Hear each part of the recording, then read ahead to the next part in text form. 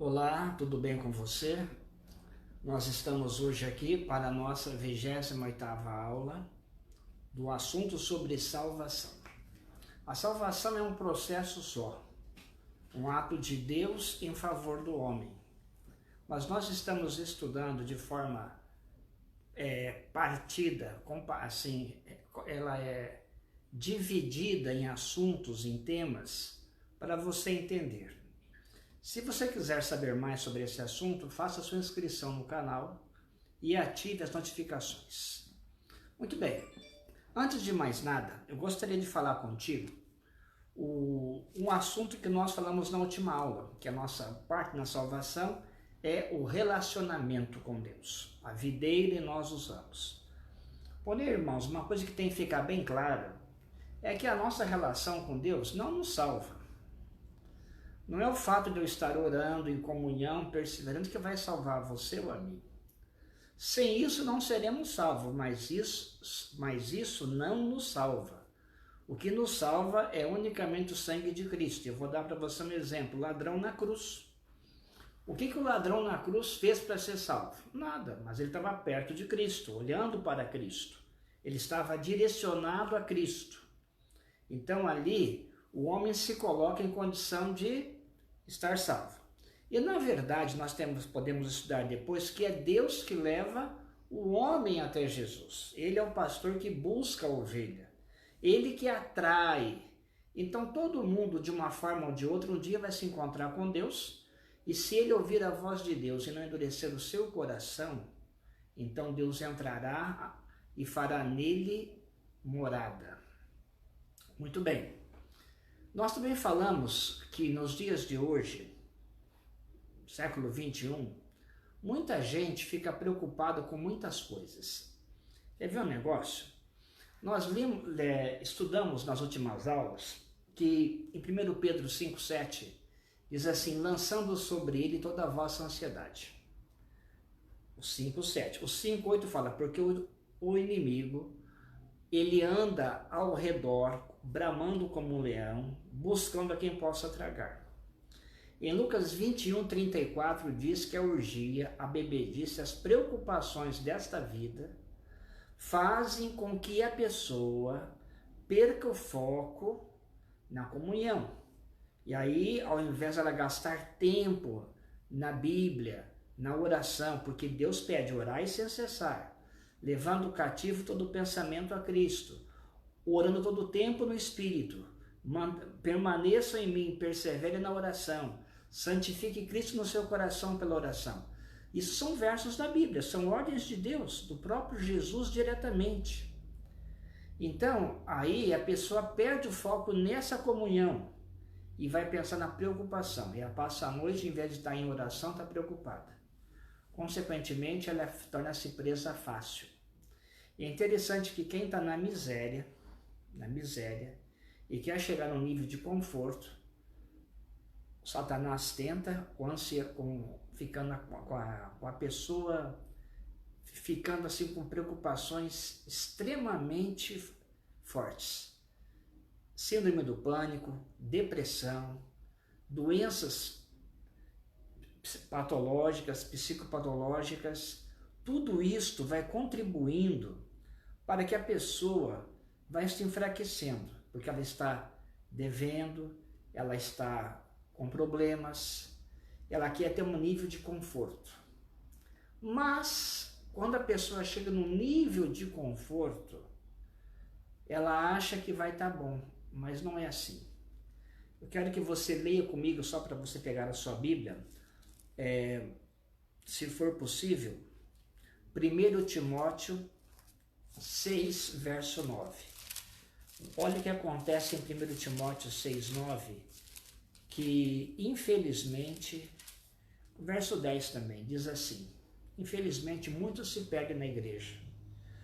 Ora, os que querem ficar ricos caem em tentação e cilada, e em muitas concupiscências insensatas e perniciosas, as quais afogam os homens na ruína e perdição.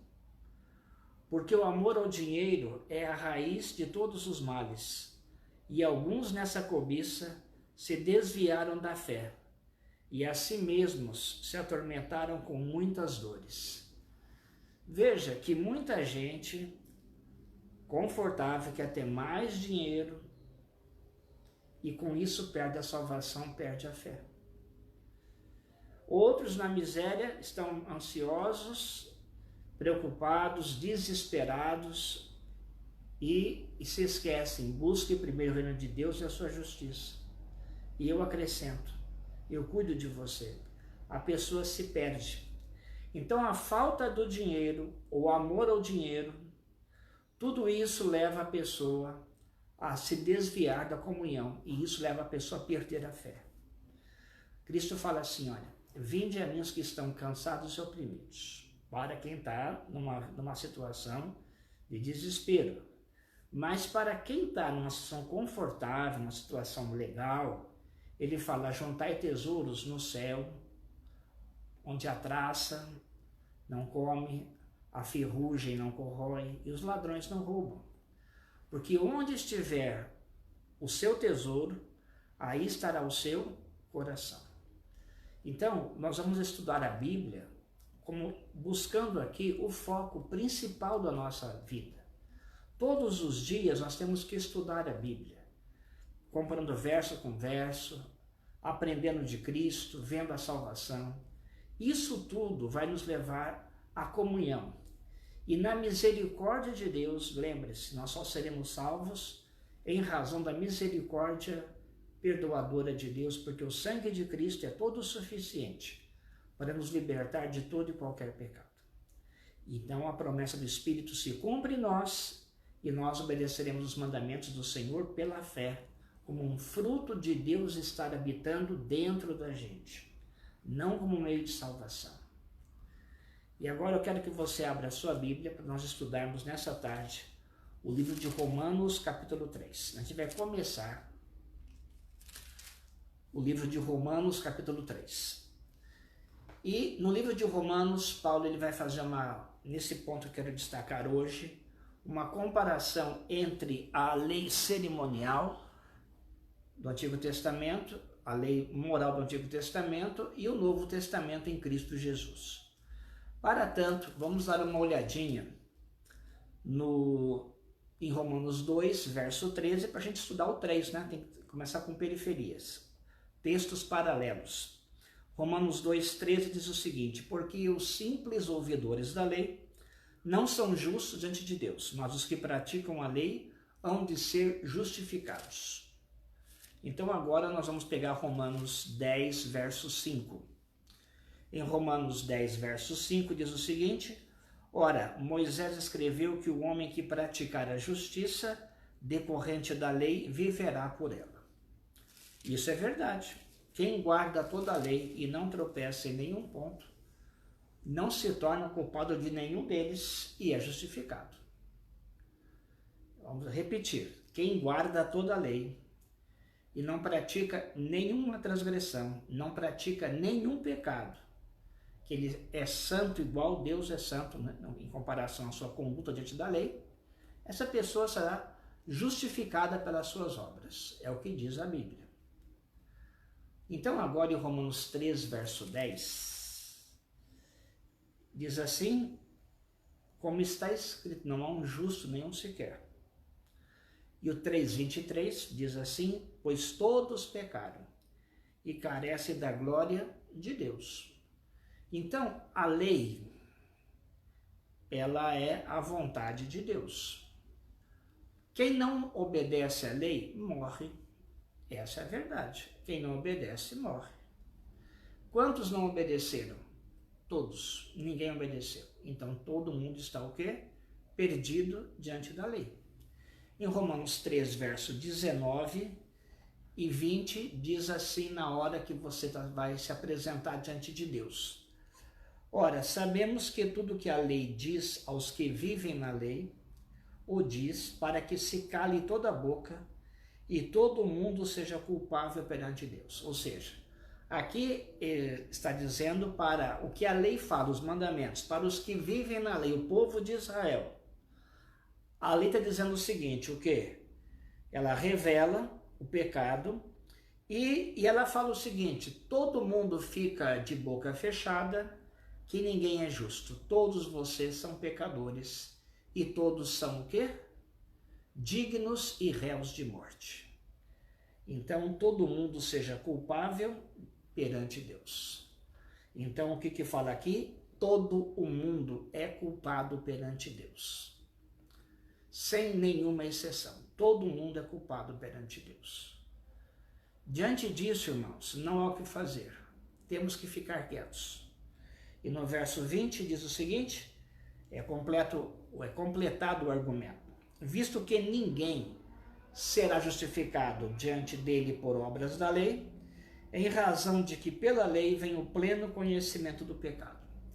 Então, se você está diante do juízo de Deus, diante do tribunal de Deus, diante da lei de Deus que vai te julgar, e está lá a lei, e ela deixa bem clara, revela o pecado que é no pecador, e ele não pode ser justificado, porque ele não tem justiça. Acabou. A vida dele está encerrada. Diante da lei ele está perdido. Em 2 Coríntios 3 diz que a letra mata, e mata mesmo. Aquele povo que você vai ver lá em Apocalipse 20, que vai para o lago de fogo, que foi preparado para o diabo e seus anjos, em Mateus 26, 41 fala isto. Aquele lago vai entrar um montão de gente, pecadores, transgressores da lei. Por que eles então estão sendo ali jogados no lago de fogo? Porque são pecadores, irmãos, são pecadores. E agora, o que acontece para a gente ser salvo? Quem vai nos salvar de Deus? Quem pode nos salvar de Deus no juízo de Deus? A resposta é Deus. Só Deus pode nos salvar de Deus no juízo de Deus. Como é que ele nos salvou? Antes da eternidade, lá na ata do conselho, o ato principal foi que Cristo tornou-se o Cordeiro de Deus que tira o pecado do mundo. Então agora no verso 21 de Romanos 3, diz assim, mas agora sem lei se manifestou a justiça de Deus, testemunhada pela lei e pelos profetas. O que quer dizer sem lei? Você tem que entender bem na sua cabeça que tem 2 testamentos na Bíblia. Tem um testamento chamado Antigo Testamento, que começa com Moisés lá no deserto. É o tempo do santuário, a tenda no deserto. Depois ele vai construir-se um templo na época de Davi e Salomão. Esse templo vai ser destruído quando os babilônicos invadem. Depois ele é reconstruído por Esdras, Neemias e Zorobabel. É reformado por Herodes. É nesse templo reformado que Jesus é apresentado. Nesses 2 templos, o segundo foi reformado por Herodes, tá? Mas é o mesmo templo. O que Esdras e Zorobabel fizeram 400 anos antes. Nessa época antes de Cristo, a Bíblia é chamada de Antigo Testamento. O Antigo Testamento é um nome dado pelos maçoretas aos livros que são de Gênesis até Malaquias. Mas os livros de Gênesis a Malaquias são chamados por Cristo de Escrituras Sagradas. As Sagradas Escrituras. Esse é o nome correto dos livros.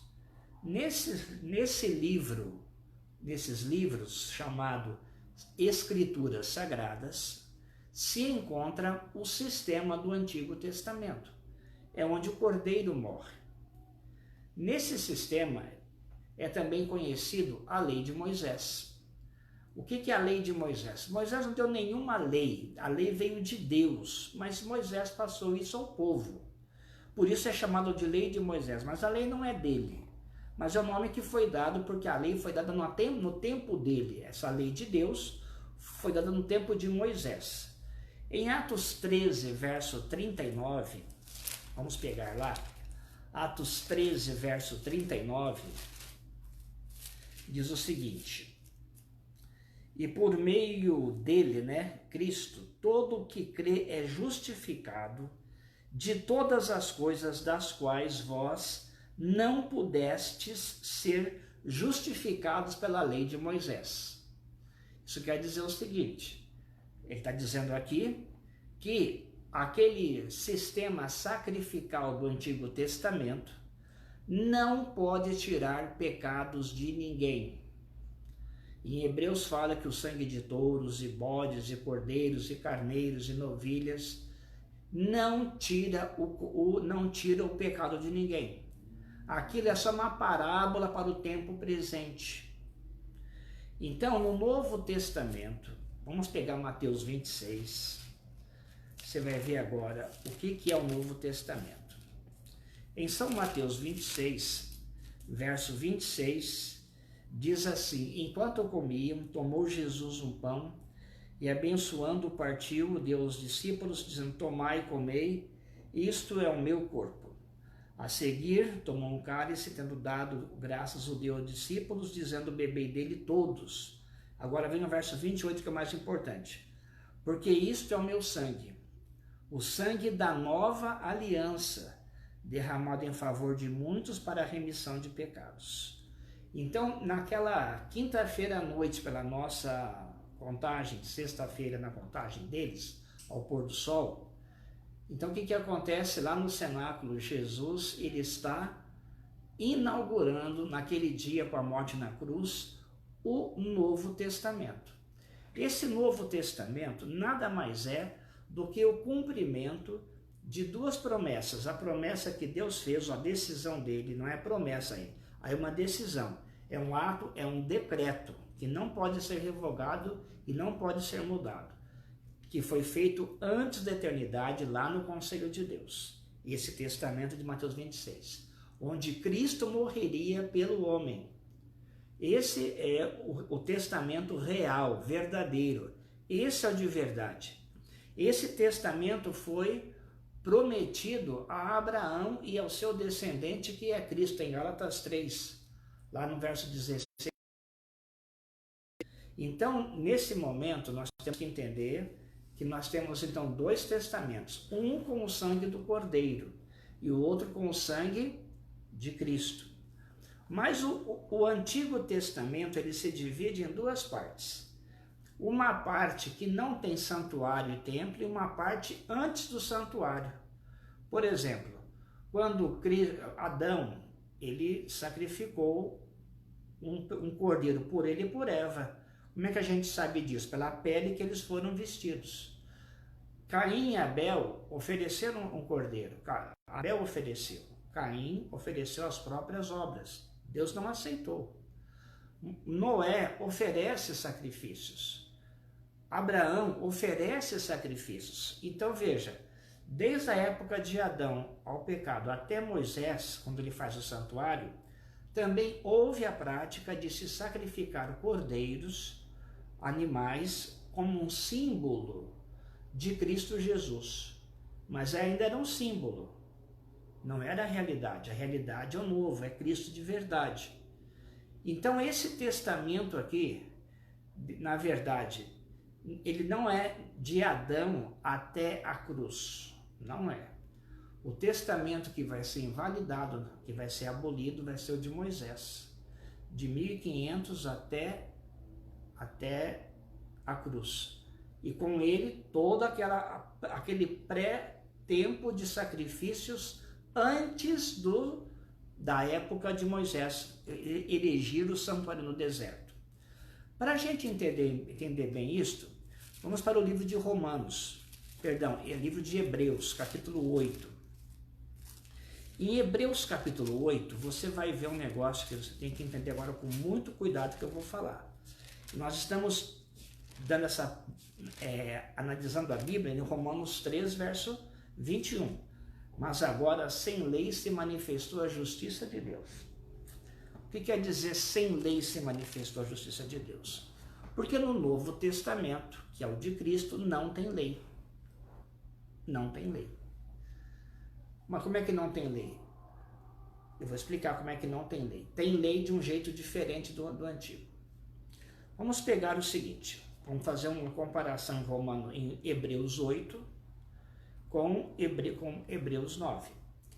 Vamos fazer a seguinte, Hebreus 8:7 diz assim: porque se aquela primeira aliança tivesse sido sem defeito, de maneira alguma estaria sendo buscado lugar para a segunda. Verso 8 de Hebreus 8. E de fato, repreendendo-nos diz: eis que vem dias, diz o Senhor, e firmarei nova aliança com a casa de Israel e com a casa de Judá. Vamos deixar bem claro, irmãos.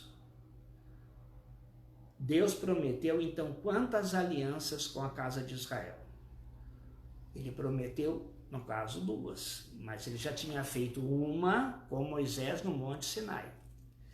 E durante aquela aliança do Monte Sinai até o Monte Calvário, Deus em Jeremias 31, 33 e 34, diz que ele faria uma nova aliança, um novo concerto, um novo testamento.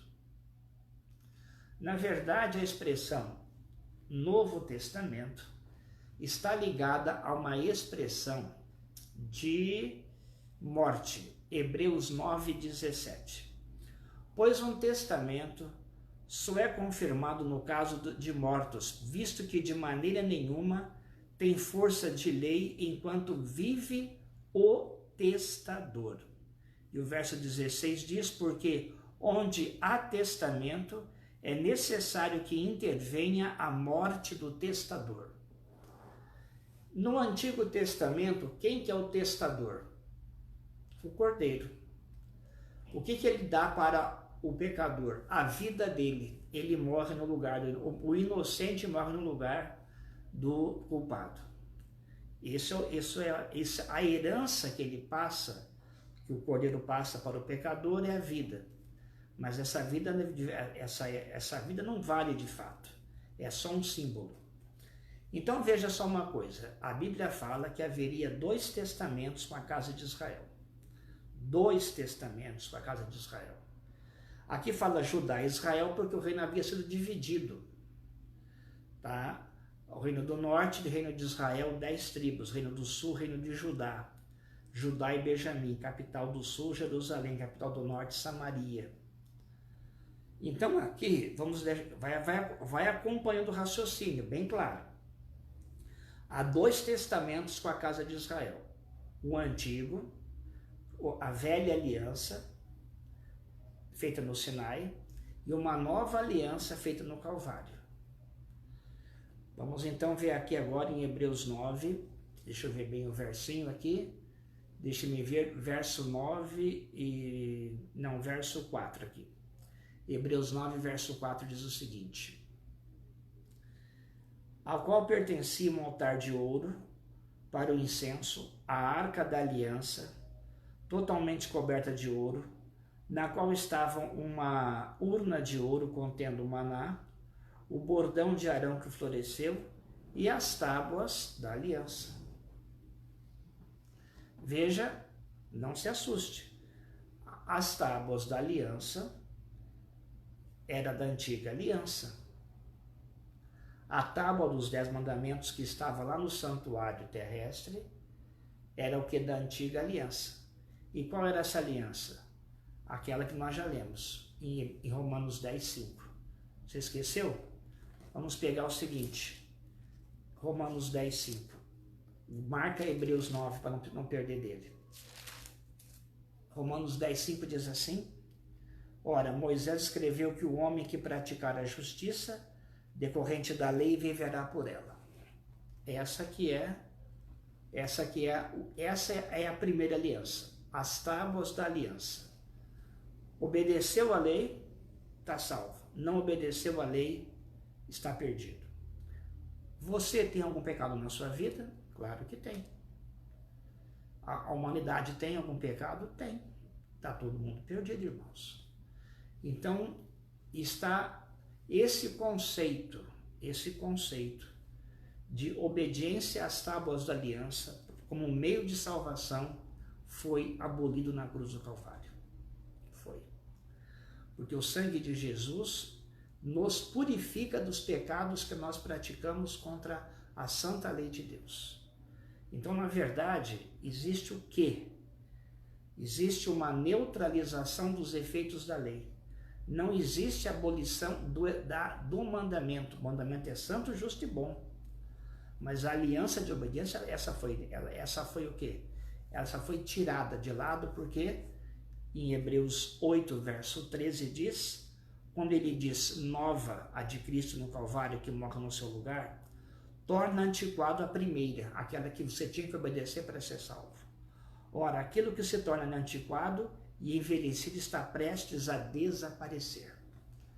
E a lei dos 10 mandamentos, ela vai ser escrita onde? Vamos ver então agora Hebreus 8, verso 8.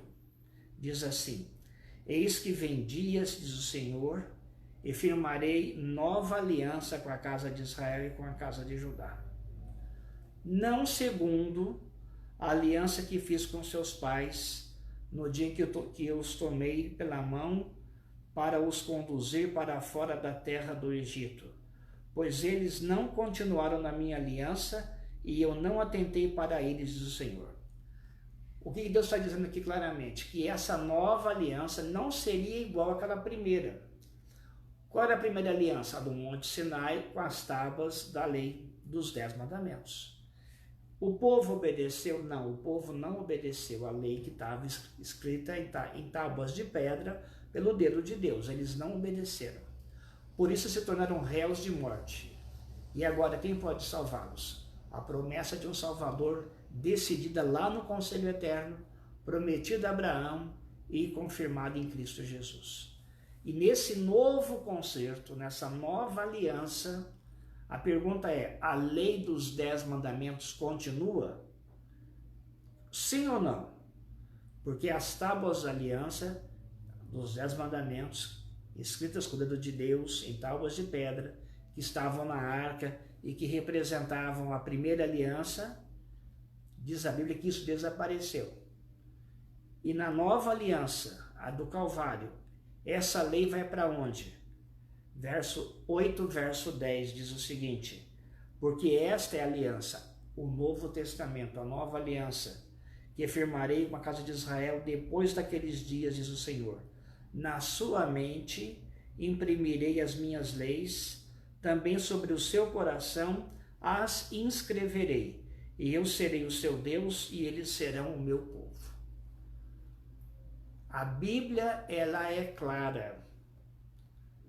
A lei dos 10 mandamentos, ela continua no Novo Testamento, na Nova Aliança, só que agora ela é escrita no coração.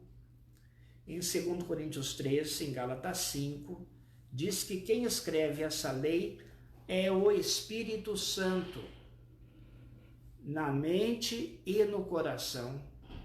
E é uma profecia de Ezequiel 36, 25, que Deus fará que com esse milagre do Espírito Santo na nossa vida, a lei do Senhor seja agora o quê?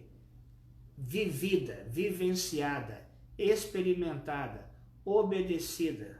Isaías 26, 12. Tu, Senhor, fazes em nós todas as nossas boas obras.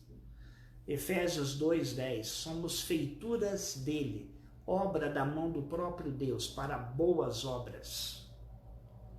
Tito 3, verso 5. Não por obras de justiça que houvéssemos feito, mas pela sua misericórdia nos salvou, nos lavou, nos transformou, nos regenerou pelo Espírito Santo. Na nova aliança, no Novo Testamento, a lei dos 10 mandamentos, ela é escrita no coração. É isso que está dizendo o texto da Bíblia. Mas a lei em tábuas de pedra, que exigia obediência, obedece e vive, não obedece e morre, isso a Bíblia diz que foi cancelado e anulado. É um fato. E as questões agora cerimoniais? As questões cerimoniais. Vamos pegar aqui Hebreus 9,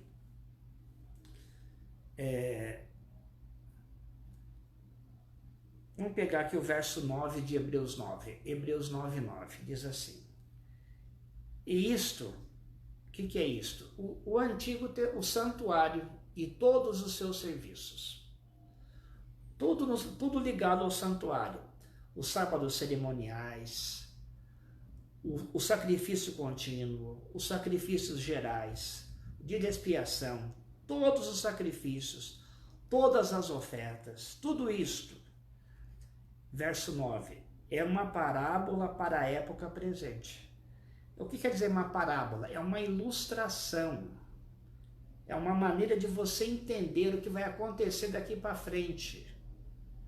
Tudo que aconteceu lá no Antigo Testamento, naquele processo de ordenanças, vai acontecer agora de verdade lá no céu com Cristo.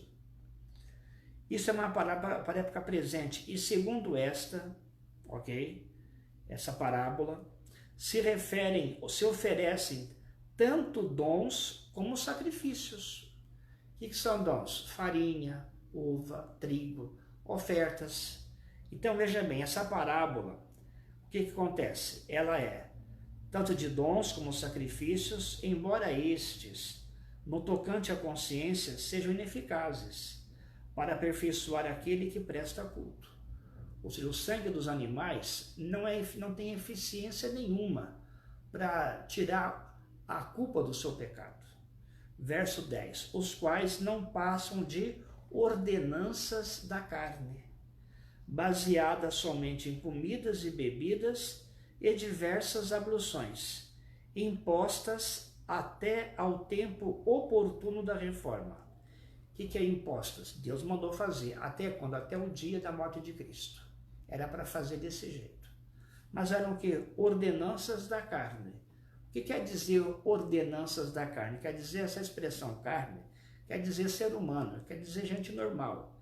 Que eram o quê? Ordenanças para os seres humanos fazerem uma parábola, uma espécie de uma... Não é uma encenação, que aquilo é uma encenação, mas é uma encenação da realidade futura. Ou seja, aquilo que Cristo faria um dia no céu, o sacerdote fazia aqui na terra. Então essas ordenanças que os seres humanos faziam, ou desenvolviam ali, também chegou ao seu final. Vamos ler agora Efésios 2, verso 15. Efésios 2, verso 15, diz assim, bem claro. Aboliu na sua carne a lei dos mandamentos na forma de ordenanças, para que dos dois criasse em si mesmo um novo homem fazendo a paz. Então veja bem, irmãos, Cristo, ele aboliu na sua carne o quê?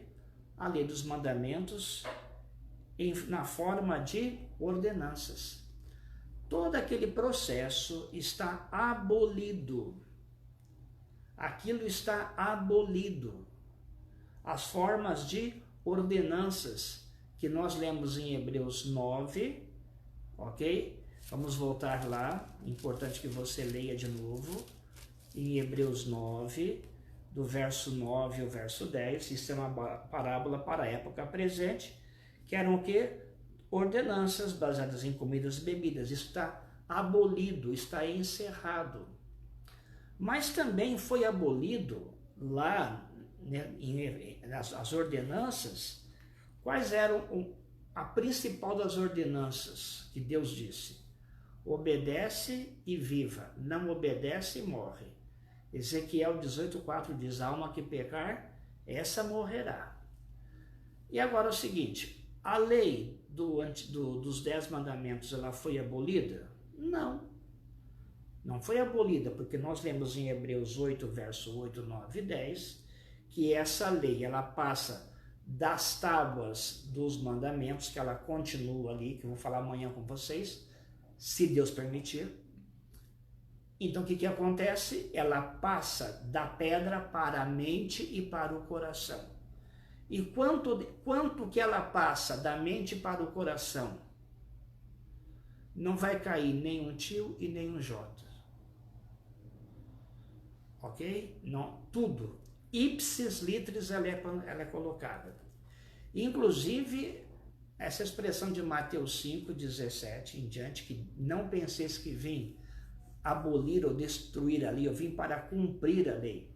E ele fala, até que tudo se cumpra, nenhum tio ou um i jamais cairá da lei. Nada, tudo vai ser perfeito, inclusive da lei cerimonial. Ela é abolida no sistema, não tem mais que matar cordeiro. Não tem mais, isso está acabado. E outra coisa, obediência para a lei como meio de obrigação para ser salvo, também não existe mais. Porque agora no Novo Testamento a lei é no coração. E o responsável pela obediência é o Espírito Santo, não é mais o pecador. O pecador está sob a graça. E agora ele não vai pecar por amor a Cristo. Se você me amar, guarde os mandamentos, claro. Mas uma coisa, irmãos, que eu quero dizer para você agora, e a gente vai ter uma aula só sobre esse assunto, e você vai dizer assim, mas puxa, nós adventistas do sétimo dia dizemos que a lei continua. Não. Irmãos, a lei continua no Novo Testamento só no coração da gente. E lá no céu, porque o sistema sacrificial, nós já estudamos, lá no céu tem um santuário igual daqui.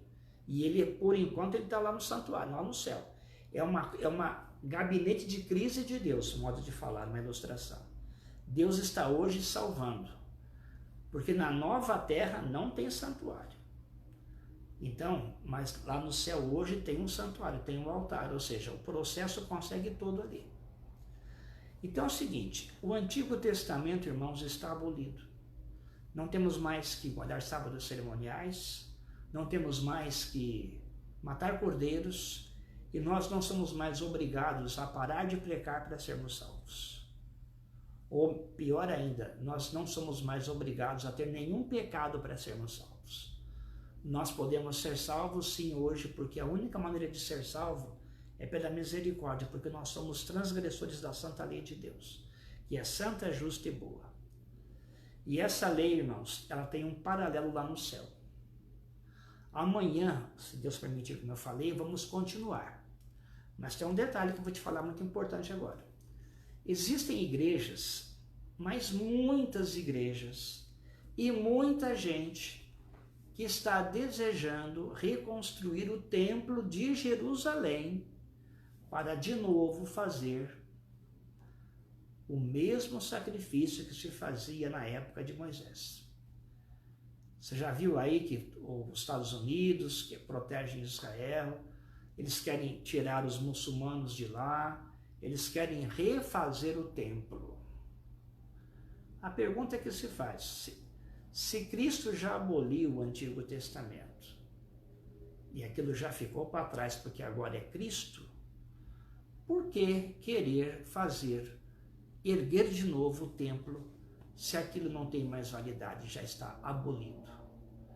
Então o Novo Testamento, ele não abre mão para que se volte a matar cordeiros, porque isso já está acabado. A nova aliança é a aliança do Novo Testamento, onde Cristo é o Cordeiro de Deus que tira o pecado do mundo. Nós, adventistas do sétimo dia, acreditamos piamente no Novo Testamento. E nós não ensinamos que o templo será reconstruído. Até podem reconstruir, só vai ter o mesmo efeito, didático, explicar o que está acontecendo. Nada além disto. O sangue de bodes não tem nenhum poder para tirar pecados. Só o sangue de Cristo tira pecados. Por isto, nós teremos uma aula só nesse assunto. Mas por hoje já deu para dar uma introdução de que em Romanos 3, verso 21, agora sem lei, porque aquela lei, tanto cerimonial quanto a lei moral que obrigava a obediência, essas ordenanças foram abolidas. Na fé, somos salvos em Cristo pelo sacrifício, e o Espírito agora pega aquela lei dos 10 mandamentos e escreve aqui na gente. E ele então é obrigado, é por conta dele o que vai operar em nós, o querer e o efetuar. Se você puder, feche seus olhos para a oração. Pai Santo, coloque em nós a tua lei, coloque em nós o teu Espírito primeiramente, porque tudo ele que faz, E coloca, Deus, na tua igreja a bênção do conhecimento, para que eles saibam diferenciar exatamente tudo aquilo que Deus quer que nós aprendamos. Derrama sobre nós o teu Espírito Santo, para nos acudir nas horas tristes de perseguição, e que o nosso coração esteja santificado para ti, e não para as preocupações ou desejos pecaminosos ou aspirações de dinheiro neste mundo. Traga de volta os que se afastaram e mantenha dentro os que ainda estão dentro. Em nome de Jesus, amém.